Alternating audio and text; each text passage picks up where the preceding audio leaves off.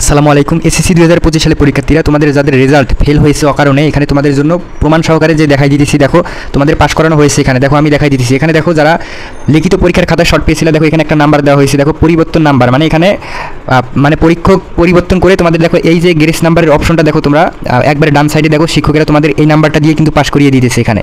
তাই তোমাদের রেজাল্ট যাদের ফেল হয়েছে লিখিত পরীক্ষায়, তাদের জন্য এখানে বড় একটা সুখবর, এটা কিন্তু জানাই দিলাম যে লিখিত পরীক্ষায় অবশ্যই 3 নাম্বার বা 4 নাম্বার এখানে কিন্তু দিতেছে।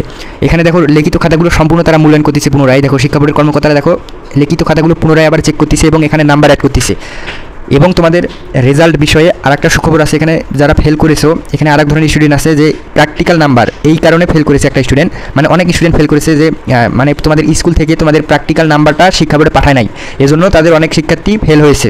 তো এই ক্ষেত্রে যাদের শিক্ষা বোর্ডে প্র্যাকটিক্যাল নাম্বার পাঠায় নাই, মানে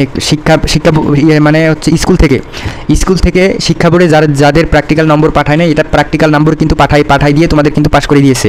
এটা হচ্ছে বোর্ড চ্যালেঞ্জের মাধ্যমে কিন্তু করা হয়েছে। যারা বোর্ড চ্যালেঞ্জ করে নাই তাদের রেজাল্টটা কিন্তু এইভাবে পরিবর্তন হবে না, কারণ এখানে প্র্যাকটিক্যাল নাম্বার অ্যাড করতেছে যারা ফেল করেছে, যদি যারা বোর্ড চ্যালেঞ্জ করে থাকে তাদের ক্ষেত্রে এটা দেওয়া হইতেছে। তো তোমাদের প্র্যাকটিক্যাল নাম্বার যাদের অ্যাড করে নাই, এক্ষেত্রে অনেক ভালো ভালো শিক্ষার্থীর রেজাল্ট কিন্তু ফেল চলে আসছে। এজন্য যারা বোর্ড চ্যালেঞ্জ করেছো তাদের রেজাল্টটা এখানে ইনশাল্লাহ পরিবর্তন হয়েছে।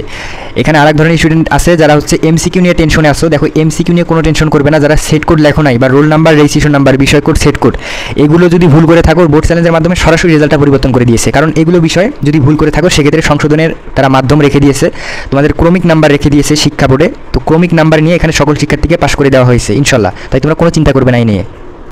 তো তোমরা অনেকেই কমেন্ট করেছো, আমার আরেকটা ভিডিওতে কমেন্ট করেছো যে ভাইয়া বোর্ড চ্যালেঞ্জের রেজাল্ট লিখিত খাতাগুলো কীভাবে কাটা হইতেছে আমাদেরকে দেখাই দেন। তো দেখো স্ক্রিনশটের মাধ্যমে দেখাই দিতেছি, কারণ এগুলো ভিডিও দিলে একটু প্রবলেম হবে, তাই স্ক্রিনশটের মাধ্যমে দেখো দেখাই দিতেছি যে বোর্ড চ্যালেঞ্জের রেজাল্ট কীভাবে নাম্বার দিই, প্রত্যেকটা বোর্ডের রেজাল্ট কীভাবে তৈরি হইতেছে এটা আমি দেখাই দিব, ভিডিও আকারে দেখাই দিব। তাই যদি তোমরা বোর্ড চ্যালেঞ্জের রেজাল্ট কীভাবে তৈরি হইতেছে এটা যদি দেখতে চাও, লিখিত খাতা কীভাবে কাটা হচ্ছে এটা যদি দেখতে চাও, তাহলে তোমাদের সর্বপ্রথমেই কমেন্ট করতে হবে তোমাদের বোর্ডটা, কারণ বোর্ড অনুযায়ী আমি তোমাদের ভিডিওগুলো দিব।